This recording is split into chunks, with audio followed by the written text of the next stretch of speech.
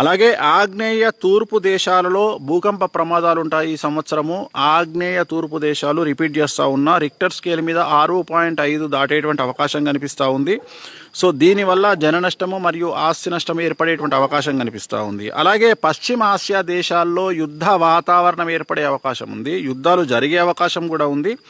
ప్రాణ నష్టము అలాంటివి కనిపిస్తూ ఉన్నాయి. ఇక మన దగ్గరికి వస్తే తూర్పు ఈశాన్య రాష్ట్రాలకు సంబంధించి భారతదేశంలో అల్లర్లు జరిగే అవకాశం ఉంది. కర్ఫ్యూ కూడా విధించే అవకాశం కనిపిస్తూ ఉంది.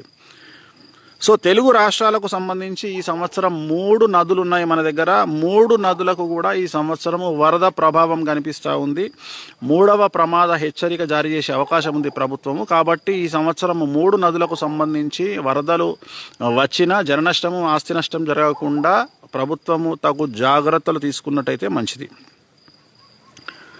అలాగే ఈ సంవత్సరం 2026కు సంబంధించి దీపావళి సందర్భంగా ముందు కానీ తర్వాత కానీ ముసురు విపరీతంగా వర్షం వచ్చేటువంటి అవకాశం కనిపిస్తూ ఉంది. ఇది కొద్దిగా టపాకుల వ్యాపారానికి అంటే పటాకుల వ్యాపారానికి కొద్దిగా ఇబ్బంది కలిగించేటువంటి అంశంగా భావించాల్సి ఉంటుంది.